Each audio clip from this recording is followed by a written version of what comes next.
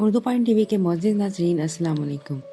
Korean pop music या के pop music इस वक्त पूरी दुनिया के अंदर खास तौर पर यूथ के अंदर बेपनाह शोहरत हासिल कर रहा है। कामयाबी और पॉपुलैरिटी को देखकर माइकल जैक्सन की याद ऐसा होती है। यंगर जनरेशन को किस कदर पसंद करती है और इनकी कितनी बड़ी फैन है। वैसे तो कोरियन पॉप कल्चर 1980 की दहाई में शुरू हुआ था, मगर इसको असल पहचान सन 2010 के बाद मिली, जब पूरी दुनिया के अंदर यूट्यूब पॉपुलर होना शुरू हुआ। कोरियन पॉप ग्रुप में सबसे ज्यादा पॉपुलर है BTS नाम का ये ग्रुप। के अंदर 7 लड़के शामिल हैं और इन्हें खास तौर पर यंगर जनरेशन बहुत ज्यादा पसंद करके अपना आइडल बनाकर इनको फॉलो करती है, फिर चाहे वो इनकी लुक्स हो, डांस हो या महंगा लाइफस्टाइल। मगर आपको बताते चलें कि इनकी चकाचौंध जिंदगी और चमकते धमकते चेहरों के पीछे ऐसे स्याह तरीन राज हैं जो कि कभी भी आपके सामने नहीं लाए जाते। इनके पीछे मौजूद इनकी सहूलतकार या मास्टरमाइंड कभी भी इनकी डार्क साइड आपको दिखाकर नहीं बताना चाहते, मगर फिर भी हिम्मत करके कुछ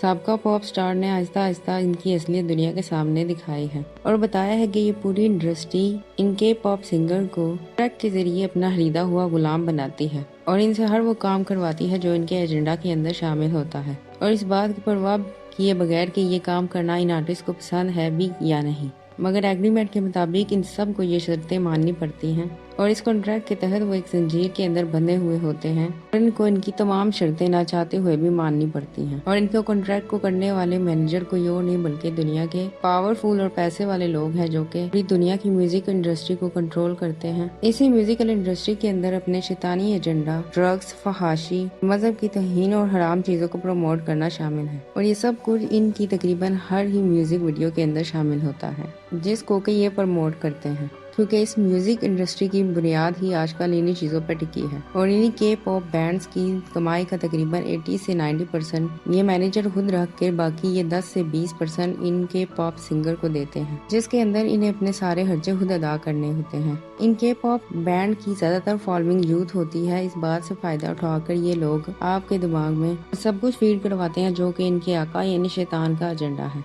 क्योंकि इन ग्रुप के साथ किया गया एग्रीमेंट एक शैतानी मुआहदा ही होता है जो कि इनके चेले शैतान के साथ मिलकर ही करते हैं। यह गुलाम इनके इस तरह से पपेट्स बन जाते हैं जो कि अपनी मर्जी से या अपनी मर्जी के बगैर बस इनका हुक्म मानते हैं। यह कॉन्ट्रैक्ट 7 से 15 साल तक का होता है, जिसके अंदर सोने, उठने, बैठने, मिलने जुलने, कपड़े और लुक से लेकर हर चीज में इनके मैनेजर की मर्जी शामिल होती है। जाहिर है कि अपनी कमाई का 90% हिस्सा ना मिलने की वजह से और इस 15 साल के मुआहदे में फंस कर कई पॉप सिंगर ने अब तक खुदकुशी भी कर ली है। अगर हमारी नौजवान नस्ल इनकी पर्दे पर नजर आने वाली रंगीन दुनिया को देखकर धोखा खा बैठी है और इनकी मोहब्बत के अंदर इतना अंधा हो चुकी है कि इस म्यूजिक के बदले में वो इनका ईमान तक छीन चुके हैं, मगर फिर भी ये इनकी खूबसूरती और टैलेंट को समझती है, जबकि ये लोग खुलेआम मज़ाहिब की तौहीन करते हैं और खुलेआम और अपनी फितरत और तहलीक को बदलते हैं। मगर मुसलमान लड़के लड़कियां जो इनके फैन हैं मुसलसल इसे फैशन कहकर इस पर तालियां बजाते हैं। अल्लाह के रसूल सल्लल्लाहु अलैहि वसल्लम ने उस मर्द पर लानत फरमाई है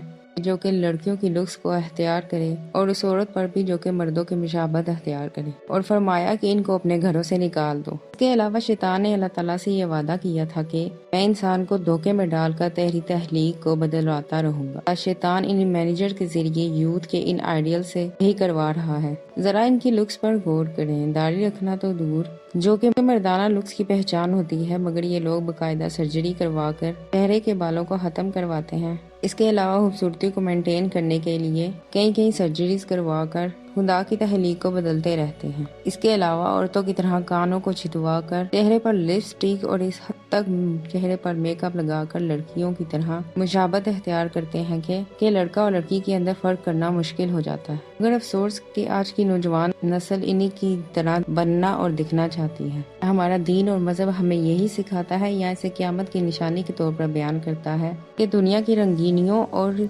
शैतान के खावे में मत आना तो तुम्हें तुम्हारी जिंदगी के असल मकसद और आखिरत से गाफिल कर दे, क्योंकि आज इस पॉप म्यूजिक को इसी मकसद के लिए डिजाइन किया गया है जिसमें आपको इबादत से गाफिल करके आखिरत को भुला देगा, क्योंकि इन गानों के लिरिक्स में कबाला जादू या काले जादू के अल्फाज इस्तेमाल किए जाते हैं और इन्हें इतना अट्रैक्टिव बनाया जाता है कि सीधा इंसानी शख्सियात को टारगेट करें और इंसान इन्हें सुनने पर इतना मजबूर हो जाए कि दिन रात इन्हें सुनकर अपना वक्त ज़ाया करे, इन्हें आखिरत के बारे में सोचने के लिए और उसकी तैयारी करने के लिए वक्त ही ना मिले। پاپ کلچر کے اندر مذاہب کی توہین کو قاعدہ ایک سوچے سمجھے انداز کے اندر پلان کر کے کیا جاتا ہے، کیونکہ اتنے مشہور بینڈ کا میوزک ویڈیو کے اندر بنا کسی پلاننگ اور بنا کسی اسکرپٹ کے ممکن ہو ہی نہیں سکتا۔ ساؤتھ کورین گروپ بینڈ لیو آن نے حال ہی کے اندر اپنی جیکٹ پر کلمہ طیبہ لکھوا کر اسی جیکٹ سے اسٹیج پر ڈانس اور سنگنگ پرفارمنس دی، اور افسوس کہ اس کے فینس طرح طرح کی لاجک دے کر اسے ڈیفینڈ کرتے رہے کہ اسے تو مسلمان کلچر کے بارے میں کچھ پتا ہی نہیں تھا، بلکہ یہ سب تو غلطی سے ہوا، کہ ایسا بالکل بھی نہیں ہے، کیونکہ ان کا کوئی بھی ایونٹ بنا کسی پلاننگ کے ممکن ہی نہیں ہوتا۔ اس کے علاوہ ایک مشہور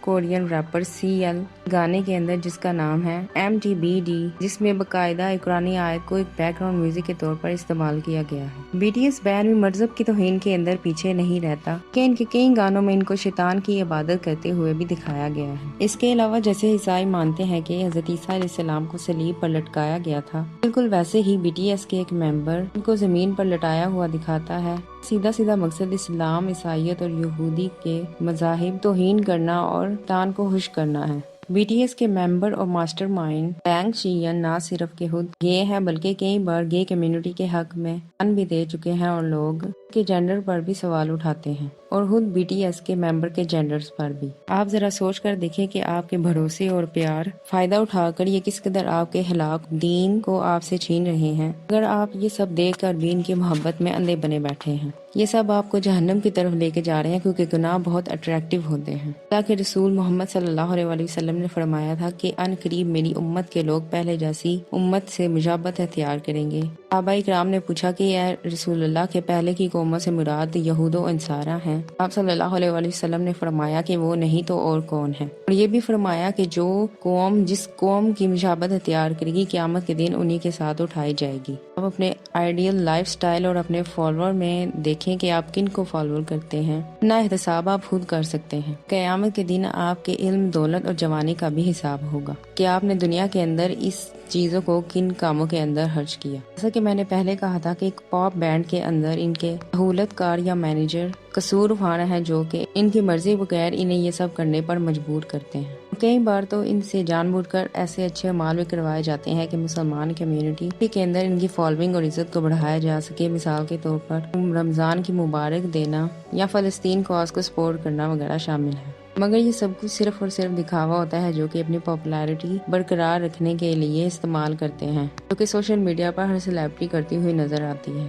اسی لیے ابھی بھی وقت ہے کہ اپنی آنکھیں کھول کر حقیقت کو تسلیم کریں، اس سے پہلے کہ بہت دیر ہو جائے اور اللہ کے حضور آپ کو شرمندہ ہونا پڑے۔ بس اللہ ہمیں سمجھنے کی توفیق عطا فرمائے۔ باقی آپ کی کے پاپ اور BTS گروپ کے بارے میں کیا رائے ہے ہمیں کمنٹ سیکشن میں ضرور بتائیے گا، اور اگر آپ چینل پر نئے ہیں تو چینل کو سبسکرائب بھی کیجیے گا، اور اگر آپ کو ویڈیو اچھی لگی ہے تو ویڈیو کو لائک بھی کیجیے گا۔ ملتے ہیں آپ سے اسی طرح کی مذہبی، تحریکی، تحقیقی اور اسلامی ویڈیو کے ساتھ، تب تک کے لیے اللہ نگہبان۔